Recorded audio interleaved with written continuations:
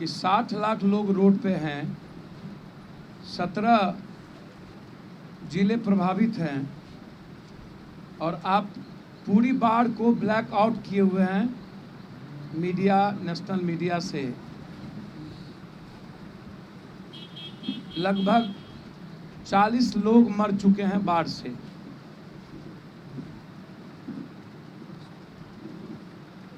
कहीं भी महिला, बेटी और मां के लिए शौचालय की व्यवस्था नहीं है। गांव और सड़क पानी से डूबा हुआ है और 12 किलोमीटर, 6 किलोमीटर, 5 किलोमीटर महिलाएं शौचालय जाती है। हेलीकॉप्टर से बांध पर जाने से नीतीश बाबू 5 महीने के बाद कुछ नहीं होगा। आप जो आंख में धूल झोंक रहे हैं कि अभी सितंबर तक पानी आएगा, आपको पता है कि कोसी और गंगा ये दोनों तबाही पैदा करने वाली है और आप पहले ही पल्ला झाड़ना चाहते हैं। हम सुशासन और विपक्ष दोनों से आग्रह करेंगे कि बिना कलेक्टर लॉलेस करके, बिना गार्ड के, जिस डेंगी पर लोग मर रहे हैं उस डेंगी पर पूरा का पूरा कैबिनेट 72 घंटा बिताएं। बिना जनरेटर, बिना चापाकल, बिना राशन, बिना मेडिकल कैंप के पन्नी के नीचे पूरा परिवार और पूरा कैबिनेट ये बिताएं। हवाई जहाज और लॉ लश्कर से ना जाएं, कलेक्टर से ना जाएं। यह सरकार आपदा के नाम पर अरबों इनके पदाधिकारी लूट चुके हैं। मैं सरकार से मांग करता हूं, 1.25 महीने के अंदर आपदा में जितनी पैसे आपने खर्च की और जितना आप कैंप लगाए हैं उसका वीडियो वायरल कीजिए, जनता के बीच लाइए। किसी भी परिस्थिति में आपने कितना किया है, ये सीधा सवाल। दूसरा, बाढ़ क्षेत्र घोषित कब करिएगा? तीसरा, सभी तरह का ऋण माफ कब कीजिएगा? हर दिन बांध टूट रहा है, एफआईआर लॉन्च कब कीजिएगा? आपदा मंत्री और सिंचाई मंत्री से इस्तीफा कब लेंगे? और कॉन्ट्रैक्टर पर एफआईआर लॉन्च कब होगा?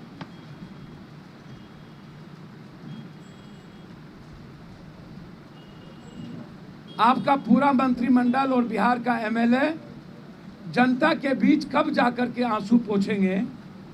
आपने पहली बार ऐसा हुआ है कि जनता को, पूरे बिहार की जनता को मरने पर छोड़ दिया गया।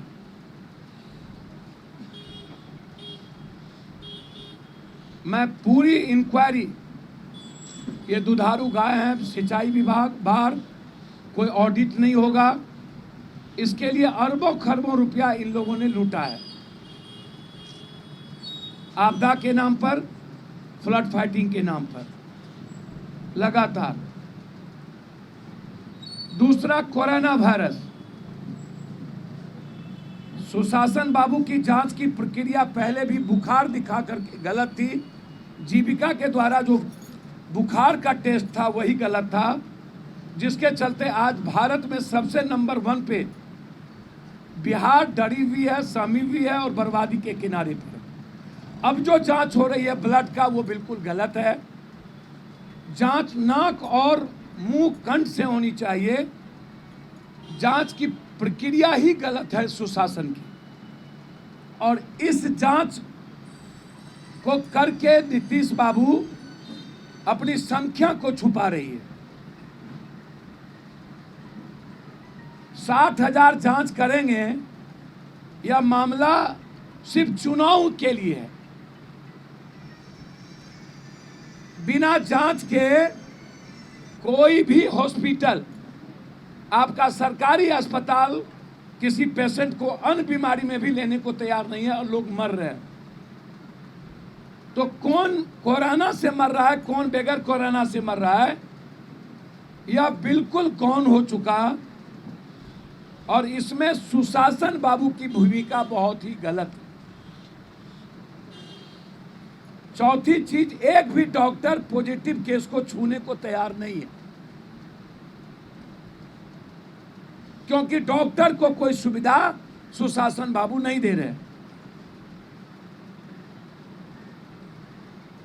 पूरा बिहार आज कोरोना वायरस बाढ़ से डरी और सहमी है, लेकिन पूरी मंत्रिमंडल क्वारंटाइन है।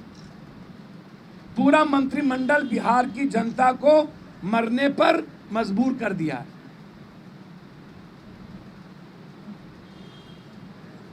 इमोशनल ब्लैकमेलिंग कर रहे हैं। डबल इंजन की सरकार होने के बाद अभी तक बाढ़ में केंद्रीय टीम नहीं पहुंची, और न ही दिल्ली ने बिहार के 60 लाख लोगों के लिए कोई घोषणा किया। काहे? क्या बिहार पाकिस्तान में है? क्या बिहार नेपाल में है? क्या बिहार बांग्लादेश में है? क्या बिहार हिंदुस्तान का हिस्सा नहीं है? क्या कारण है कि बिहार के एक एक लोगों को मरने पर मजबूर कर दिया गया? और किसी भी तरह का राशन, चापाकल, जनरेटर और शौचालय की व्यवस्था अभी तक नहीं की गई। कितने शौचालय और चापाकल लगाए हैं उसकी लिस्ट सरकार जारी करे, और कहां कहां जनरेटर, ताकि एक टीम का गठन हो जाए किसी भी कीमत पर।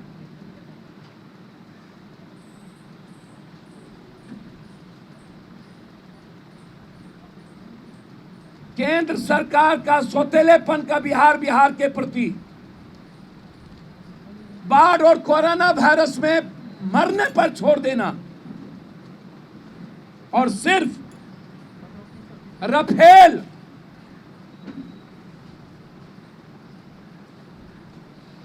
और मंदिर जैसी इमोशनल चीजों को पर ब्लैकमेलिंग करना, और बाढ़ और कोरोना वायरस को ब्लैकआउट कर देना, ये दोनों सरकार ने इस मौत को, पॉजिटिव केस को और बाढ़ की स्थिति को ब्लैकआउट किया है। मेरा आरोप है, सही जानकारी दुनिया के सामने आना चाहिए। मैं मीडिया से और सोशल मीडिया से आग्रह करूंगा कि बिहार की जनता परेशान है, आप उसको जनता के सामने लाएं।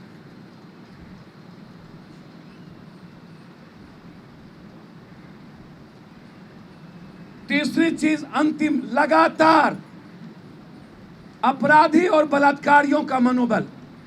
2.5 साल के बच्ची का बलात्कार कमतौल दरभंगा में, 3 साल बच्ची का बलात्कार बेतिया के मंझोलिया में, और लगातार अपराधियों के द्वारा गोली मारना। बलिया में अभी बाप बेटे प्रकाश मिश्रा और क्या बाप बेटे को गोली मार दिया अपराधियों ने केस उठाने के कारण। दरियापुर में एक एमएलए के गुंडों लगातार दलितों पर फायरिंग करके 2 को गोली मार दी गई, एक महतो परिवार को मार के अस्पताल कर दिया गया।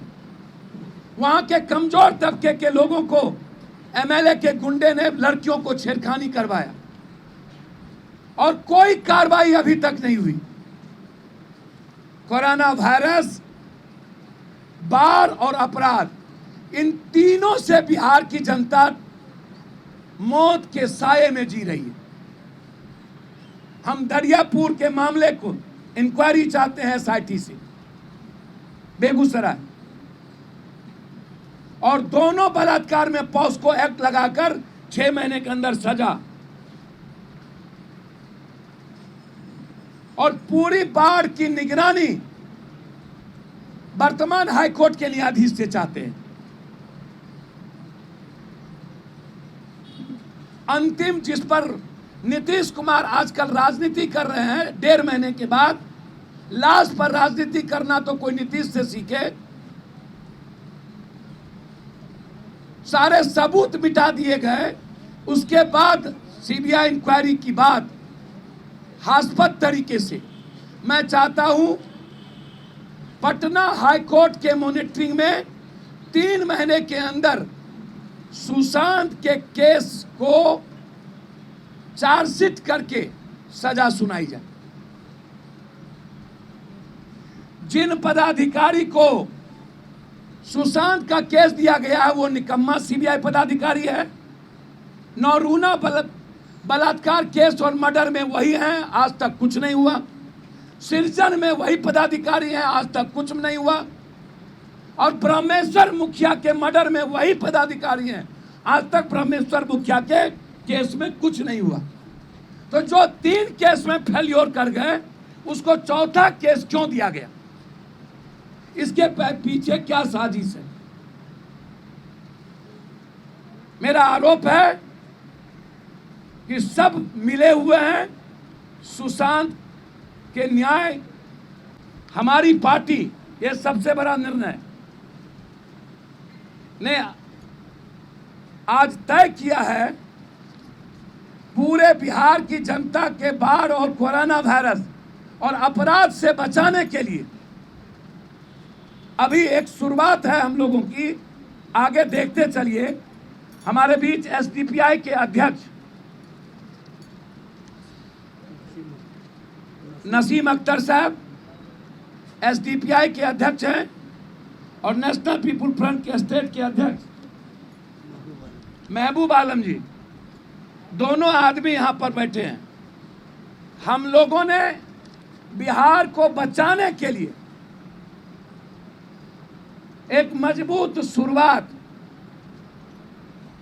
जो ये गठबंधन की राजनीति, जो गंदी खेल, जिस गंदी खेल में वर्चुअल और डिजिटल के द्वारा बिहार की जनता को मरने पर मजबूर किया है, हम लोग ग्राउंड रियलिटी पर बिहार की पूरी जनता को बचाने के लिए एसडीपीआई, नेशनल पीपुल फ्रंट, अभी निकट भविष्य में बम एंड सेव, या हम लोगों की बात अन्य बड़े संगठनों से चल रही है, ताकि इस दोनों गठबंधन, जो सौदागर है, ब्लैकमेलर है दोनों गठबंधन, इस गठबंधन के खिलाफ नए बिहार की आजादी की लड़ाई हम लोग मिलकर, सत्ता कोई मुद्दा नहीं है, बिहार और बिहारी को बचाना पहला मुद्दा है। इस मुद्दे के साथ हम लोग आगे बढ़ेंगे, या हम लोगों ने निर्णय।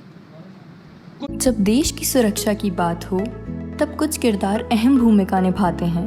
बेजोड़ शटर्स और शटर लॉक्स, मजबूती की मिसाल कायम करने वाले स्टील पाइप्स, सर्वश्रेष्ठ गुणवत्ता से भरपूर शटर लैथ और अटूट इंटरनल लॉक्स। आइए इन्हें मिलाकर निर्माण करते हैं एक उज्जवल भारत का, क्योंकि बात भारत की मजबूत भविष्य की है।